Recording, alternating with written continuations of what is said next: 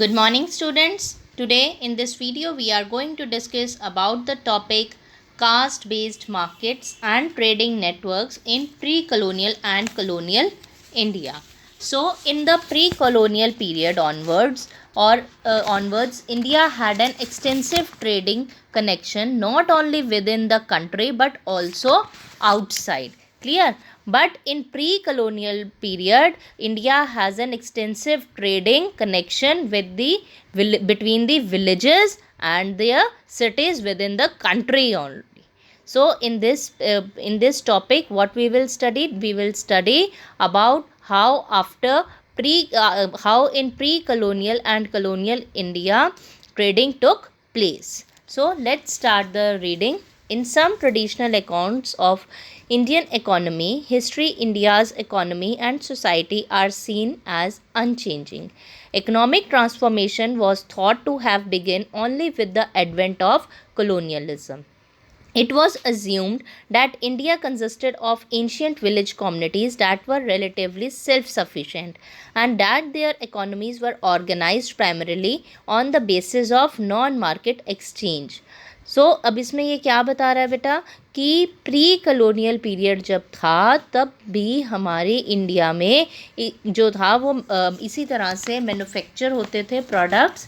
ठीक है, ये जब कलोनियल पीरियड स्टार्ट हुआ था ये सिर्फ तभी कंसेप्ट नहीं आया था, बट प्री कलोनियल में भी क्या होता था कि मैन्युफैक्चर प्रोडक्ट्स जो होते थे विलेजेस के वो सिटीज़ में सेल होने के लिए जाते थे. मतलब एक्सचेंज ऑफ मार्केट सिस्टम जो था वो हमारे इंडिया में था. लेकिन क्या हुआ था जब कॉलोनियल पीरियड स्टार्ट हो गया था तो ये सिस्टम जो था वो सिर्फ विद इन कंट्री नहीं रह गया था, ये कंट्री से बाहर भी जाने लग गया था.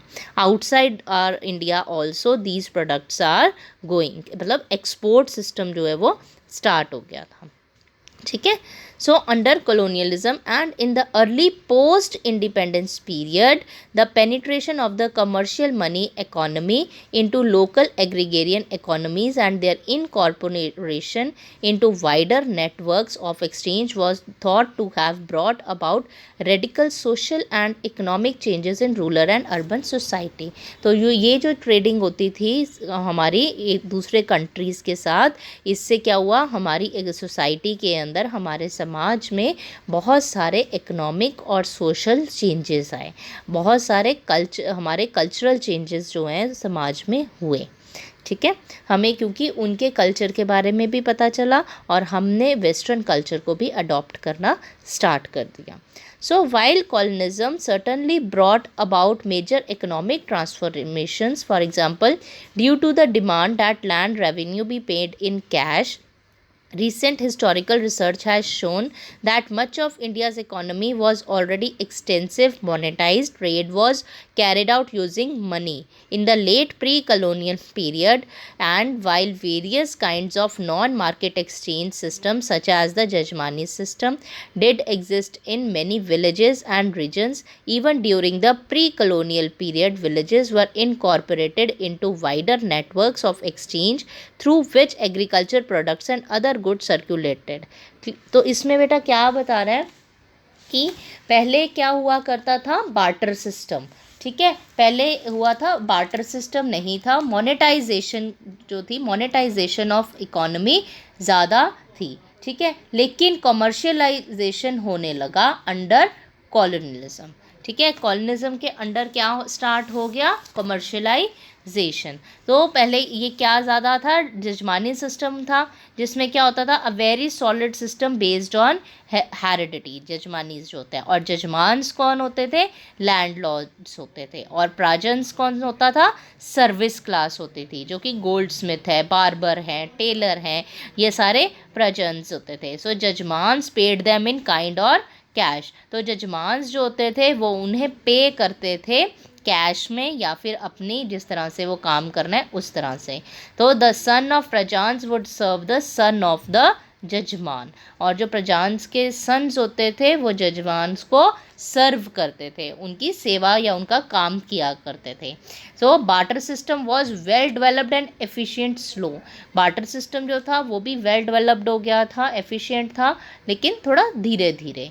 सो प्री कॉलोनियल में क्या था, स्पाइसेस, कॉटन, ज्यूट, तो ये सारी चीज़ें जो थी वो एक्सपोर्ट होने लग गई थी दूसरी कंट्रीज़ में। और India had its own manufacturing units, very good trading networks and an extensive banking system. Clear? Very different from own banking system today even. तो इंडिया की अपनी मैन्युफैक्चरिंग जो यूनिट्स थी वो थी, और बहुत अच्छी ट्रेडिंग नेटवर्क्स थे। Clear? So recent historical research. Okay, it now seems that the sharp line that was often drawn between the traditional and the modern, or the pre-capitalist and capitalist economy, is actually rather fuzzy. So recent historical research has also highlighted the extensive and sophisticated trading networks that existed in pre-colonial India. Of course, we know that for centuries India was a major manufacturer and exporter of handloom cloth, both ordinary cotton and luxury silks, as well as the sources of many other goods such as spices that were in great demand in the global market, especially in Europe. तो जैसे कि हमें पता है कि जब हमारा जो इंडिया है वो शुरू से ही बहुत बड़ा एक मैन्युफैक्चरर रहा है, ठीक है, और एक्सपोर्टर रहा है हैंडलूम क्लॉथ का। तो जो यहाँ पर जो है वो कमर्शलाइजेशन ऑफ इकोनॉमी में हेल्प करती है, ठीक है। तो हम कॉलोनियल पीरियड के टाइम पर ये लिख सकते हैं कि हमारी इकोनॉमी जो थी वो आगे ग्रो भी कर रही थी कमर्शलाइजेशन के थ्रू, ठीक है, और जो हमारे ये प्रोडक्ट्स थे वो एक्सपोर्ट भी किए जा रहे थे। So as well as the source of many other goods also, जैसे कि स्पाइसेस हैं, ठीक है, जो हमारे यहाँ पर बहुत ज़्यादा अवेलेबल हैं, तो इन चीज़ों को जो था वो बाहर की अदर कंट्रीज़ में एक्सपोर्ट भी किया जा रहा था। Clear?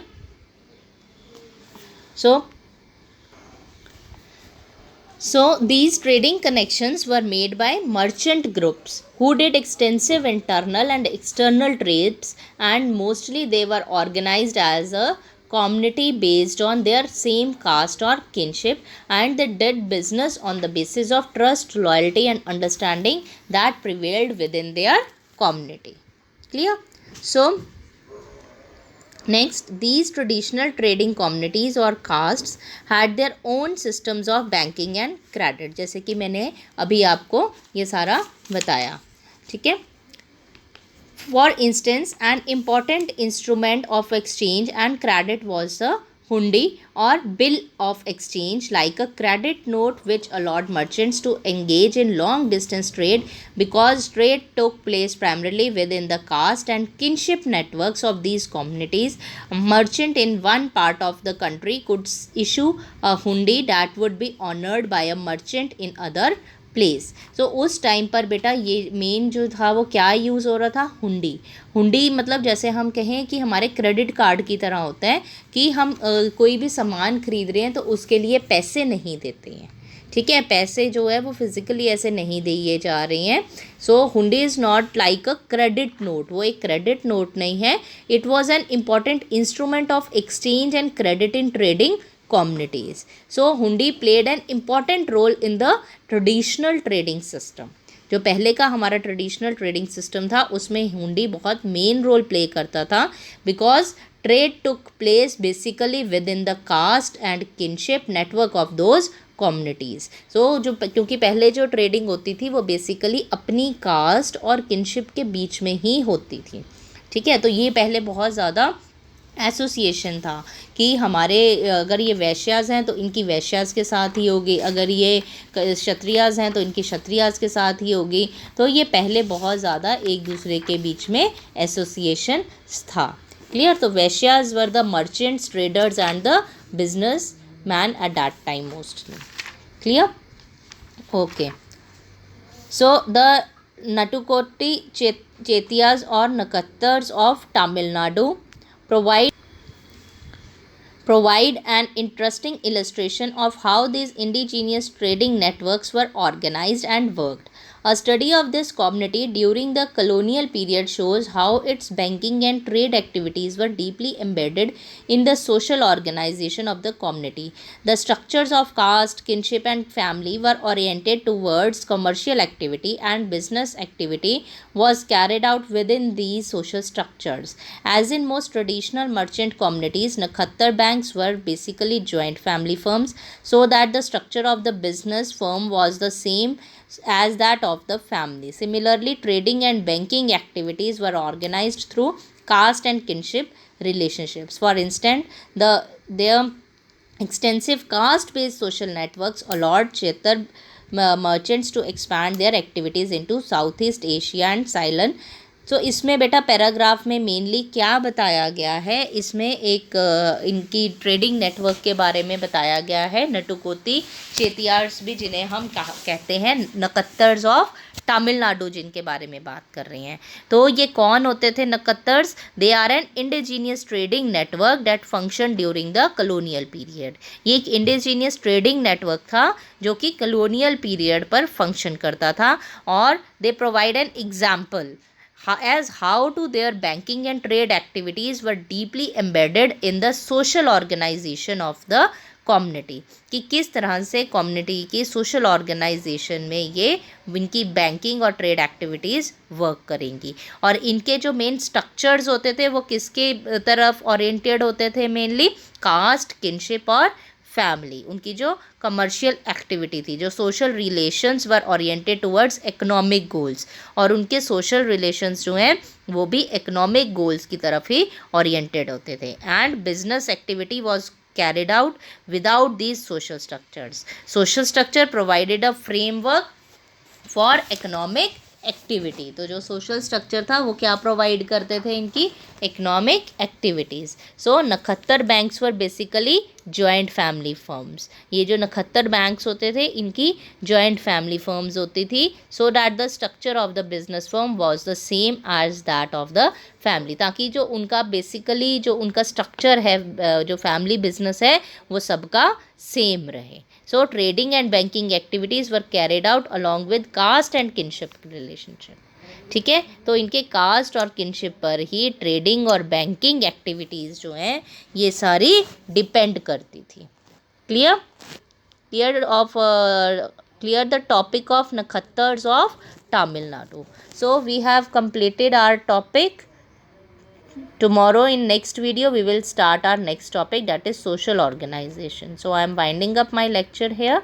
Thank you and have a nice day.